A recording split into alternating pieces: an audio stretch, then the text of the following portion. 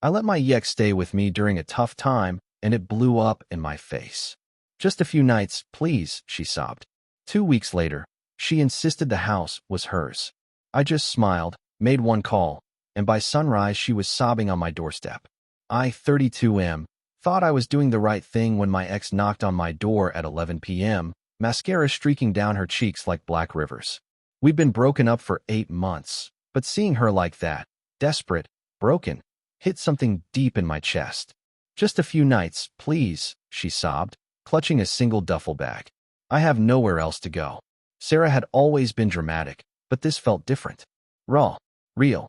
She explained through hiccups that her roommate had kicked her out after some fight. Her parents had cut her off again, and she was between jobs. The rational part of my brain screamed warnings, but the part that had loved her for 3 years opened the door wider. Guest room, I said firmly. And just until you figure things out. The first few days were actually pleasant. She cooked breakfast, cleaned the kitchen without being asked, and we fell into an easy rhythm that reminded me why we'd worked so well together. She'd curl up on the opposite end of my couch during movie nights, careful to maintain distance, respectful of boundaries. By day 5, she was doing my laundry. By day 7, she'd rearranged my living room to create better energy flow. By day 10, she was answering my phone. Your house has such good vibes, she mentioned casually while organizing my bookshelf. I feel so at peace here. Like I belong. Red flags started popping up like whack-a-moles, but I pushed them down. She was going through a rough patch. I was helping a friend. Nothing more. The shift happened on day 12. I came home from work to find her on my laptop, typing furiously. When I asked what she was working on, she quickly closed it and smiled that smile. The one that used to make my knees weak, but now made my stomach clench. Just updating my resume, she said, but her eyes didn't meet mine. Day 14 changed everything. I walked into my own kitchen to find her on the phone with someone, speaking in hushed tones. No, it's perfect. The house is in a great neighborhood, 3 bedrooms, 2 baths. The owner is flexible about arrangements. My blood turned to ice water. Sarah, I said loudly. She spun around, phone still pressed to her ear. I'll call you back, she whispered into the phone and hung up. What was that about? She straightened her shoulders, and suddenly the broken woman who'd shown up at my door was gone. In her place stood someone I barely recognized, confident, calculating, cold. We need to talk, she said, gesturing to my own dining table like she owned it. I sat down across from her, my heart hammering against my ribs. I've been thinking, she began, her voice steady now. About us. About this house. About what's fair. Fair. I lived here for almost 2 years when we were together. I helped you pick out furniture, painted the guest bathroom, planted those roses in the backyard. I have just as much right to this place as you do. The words hit me like a physical blow. Sarah, this is my house. I bought it before we even met. You never paid a single mortgage payment. She leaned back in the chair, my chair, and smiled. That same smile, but now it looked predatory. Actually, I've been doing some research. Common law marriage, cohabitation rights, domestic partnerships. It's more complicated than you think. She pulled out a folder. Where had that come from? And spread papers across my table. I have photos of us together here, receipts for things I bought for the house, witnesses who can testify that I lived here as your partner. My mouth went dry. You can't be serious. I'm very serious. I think the fairest solution is for us to share the house. I'll take the master bedroom since I need more space for my things, and you can have the guest room. We can split utilities and groceries. I stared at her, wondering if I was having some kind of psychotic break. Get out. I don't think so. She gathered up her papers with deliberate calm. I've already spoken to a lawyer. Did you know that in some cases, even without marriage, long-term partners can claim property rights? Especially when they've contributed to the household and can prove emotional and financial investment. You're insane. I'm practical. You let me stay here, which proves you still care about me. We have history. We work well together. These past 2 weeks have shown that. Why fight it? I stood up so fast my chair toppled backward. Because this is my house. I worked 60-hour weeks to afford it. I saved for 3 years for the down payment. I've been paying the mortgage for 4 years. She didn't even flinch. And I made it a home. There's a difference. That night, I barely slept. She'd moved her things into my bedroom while I was at work, claiming the guest bed was too small for proper rest. When I protested, she just shrugged. We're going to be sharing the space anyway. Might as well start now.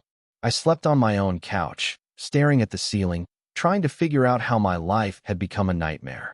The next morning, I found her in my kitchen, making coffee in the expensive machine I'd bought myself for Christmas, wearing one of my old t-shirts like she belonged there. "Morning, honey," she said cheerfully. "I made extra coffee. Isn't this nice?" Like old times. I grabbed my keys and left without a word. At work, I couldn't concentrate. My coworker Jake noticed me staring blankly at my computer screen for the third hour straight. "You look like someone stole your dog and sold it for parts," he said, dropping into the chair next to my desk. I told him everything. The whole insane story spilled out of me like water from a broken dam. Jake listened without interrupting, his expression growing more incredulous with each detail. "Dude," he said when I finished, "she's completely lost it. I know that. But what do I do? She's claiming she has legal rights. What if she's right? What if there's some loophole I don't know about?" Jake was quiet for a moment. Then his face lit up with a slow grin. "You know what? I think I can help you with this."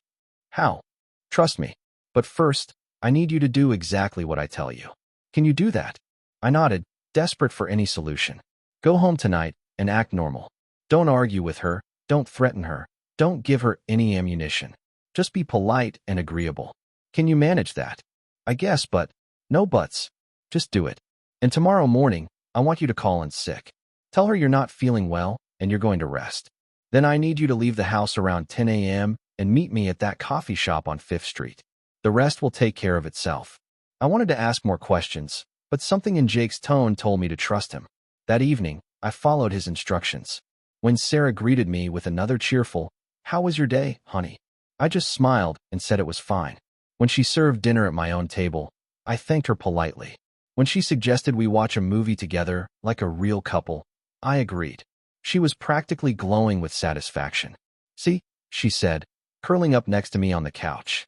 "This is how it should be. We're good together. We always were." I nodded and smiled, even though my skin was crawling. The next morning, I called in sick and told Sarah I was going to rest. She fussed over me, bringing me tea and checking my temperature, playing the perfect caring girlfriend. Around 9:30, I told her I was feeling a bit better and thought some fresh air might help. "I'll just take a short walk," I said. "Want company?" "No, I think I need some alone time to clear my head." She kissed my forehead,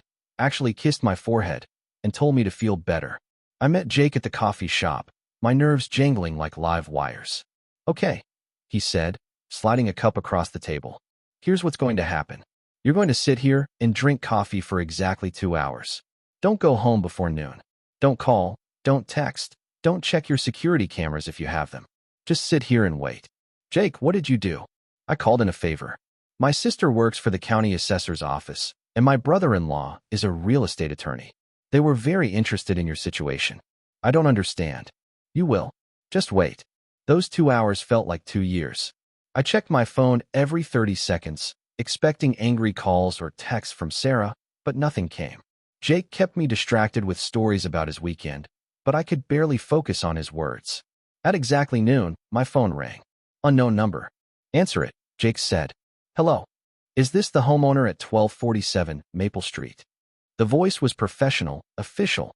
"Yes, that's me. This is Officer Martinez with the County Sheriff's Department. We need you to come home immediately. There's been a situation." My heart stopped. "What kind of situation? Is everyone okay?" "Just come home, sir. We'll explain everything when you get here." I hung up and looked at Jake, who was grinning like the Cheshire Cat. "What did you do?" I whispered. "Go find out." I drove home in a panic, imagining every possible disaster. But when I turned onto my street, I saw 3 police cars parked outside my house, and my panic turned to confusion. Officer Martinez met me at my front door. He was a tall, serious-looking man with kind eyes. "Sir, we received a report this morning about someone illegally occupying your property. When we arrived to investigate, we found a woman inside who claimed to be the homeowner. That's my ex-girlfriend. I let her stay here temporarily, but she showed us documents claiming legal ownership of the property. However, when we ran the address through our system and contacted the county records office, we discovered that not only are you the sole owner, but the documents she provided appear to be fraudulent." My legs nearly gave out. Fraudulent. forged lease agreements, fake cohabitation contracts, falsified utility bills. She's been busy. We also found evidence that she was planning to rent out rooms in your house to other people. I thought about that phone call I'd overheard. The house tour she'd been planning. Where is she now? Officer Martinez gestured toward one of the police cars. Through the window, I could see Sarah in the back seat, no longer the confident woman who'd been rearranging my life. She was crying, her face red and blotchy, looking exactly like she had the night she'd shown up at my door.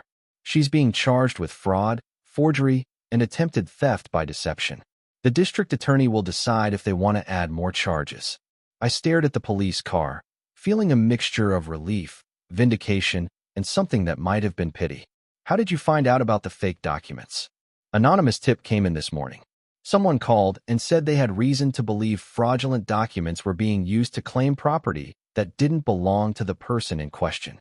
When we investigated, everything unraveled pretty quickly. I looked around and spotted Jake's car parked down the street. He gave me a small wave. The caller also mentioned that you might need assistance removing someone who was unlawfully occupying your home. We're very thorough when it comes to property fraud cases. Officer Martinez handed me a card. You'll need to come down to the station later to give a full statement. In the meantime, we've removed all of her belongings from your house and placed them in evidence. You should probably change your locks. As the police cars drove away, I stood in my driveway, staring at my own front door. Jake walked up behind me. How? I asked. My sister ran the property records and confirmed you're the sole owner. My brother-in-law looked at photos of the documents Sarah had been showing around. She'd been pretty free with them, apparently, trying to convince people she had legal rights. He spotted the forgeries immediately. Fake notary stamps, wrong legal language, dates that didn't match up. She really thought she could steal my house. She really thought you were too nice to fight back. I walked into my house, and looked around. Everything looked different somehow. Cleaner. Like a weight had been lifted from every room. My phone buzzed. Text message from an unknown number. This isn't over. You'll regret this. I showed it to Jake, who just laughed. Screenshot that and send it to Officer Martinez. Threatening communications from someone who just got arrested for fraud? That's not going to help her case. I did exactly that, then blocked the number. That evening, I sat on my couch, in my living room, in my house, and tried to process everything that had happened. 2 weeks ago, I'd thought I was helping someone I'd once cared about. Instead, I'd been the target of an elaborate con game. My phone rang. This time it was a number I recognized, Sarah's mom. I heard what happened, she said without preamble.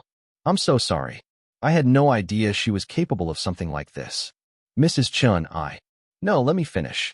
Sarah called me from jail. She's asking me to bail her out, but I'm not going to do it. This is insane, even for her. I wanted you to know that whatever she told you about her living situation, about being kicked out by her roommate, about having nowhere to go, it was all lies. My stomach dropped. What do you mean? She's been living with her new boyfriend for 3 months. Some guy she met online. She never lost her job either. She's been planning this for weeks, maybe longer. She kept talking about how you owed her for the time you spent together, how you'd stolen years of her life. I closed my eyes, feeling sick. So the crying, the desperation, all of it was fake. I'm afraid so. She's been angry about the breakup, angry that you moved on, angry that you have this house, and she doesn't. She convinced herself that she deserved half of everything you've built. After I hung up, I sat in the silence of my house and tried to understand how someone I'd once loved could have turned into someone capable of such calculated cruelty. But then I thought about Jake's quick thinking, about Officer Martinez's professionalism, about the system working exactly the way it was supposed to. I thought about how close I'd come to losing everything, and how satisfying it had been to watch Sarah's confident facade crumble when reality came knocking. My phone buzzed again. Another unknown number. Please, I'm sorry. I made a mistake. Can we talk? I screenshot it and sent it to Officer Martinez, then blocked that number too. 3 days later, I got a call from the district attorney's office. Sarah had been formally charged with multiple felonies. Her lawyer was trying to work out a plea deal, but given the premeditation involved and the fraudulent documents, they weren't optimistic about avoiding jail time. The evidence is pretty overwhelming, the prosecutor told me. She kept detailed notes about her plan, including research into property law and cohabitation rights. She also had a list of potential tenants she was planning to move into your house. I thought about that phone call I'd overheard, about how she described my house like she was already renting it out. What happens now? She'll likely serve at least 18 months, possibly more. And she'll have to pay restitution for any costs you incurred, including legal fees if you choose to pursue them. I didn't pursue the legal fees. I just wanted it to be over. 6 months later, I was gardening in my backyard, pulling up the roses Sarah had planted, the ones she'd claimed gave her ownership rights, when my neighbor mentioned that someone had been asking about me. Young woman, said she was an old friend. Wanted to know if you still lived here, if you lived alone, what your schedule was like. I called Officer Martinez immediately. He told me that Sarah had been released early for good behavior, but was supposed to be staying with family in another state as part of her parole agreement. Sounds like she might be violating the terms of her release, he said. We'll look into it. 2 days later, he called me back. She's been arrested again. Parole violation and stalking charges. Apparently, she's been watching your house for weeks, taking photos, following you to work. Her parole officer found a whole file in her room. Pictures of your house, your car, your daily routine. Jesus. The good news is that this time, she's looking at serious prison time. The judge isn't going to be sympathetic to someone who violated parole to stalk the victim of her original crime. I never saw Sarah again after that day the police took her away from my house. But sometimes, when I'm sitting on my couch in the evening, I think about that moment when she realized her plan had failed. The look of shock and disbelief when the police explained that her documents were fake, that her claims were baseless, that she was going to jail. I think about how she'd smiled when she told me the house should be hers, how confident she'd been that I was too weak or too kind to fight back. I think about how wrong she was. My house is quiet now, peaceful, mine. And every morning when I wake up in my own bed, in my own room, in my own house, I smile and remember that sometimes the good guys really do win.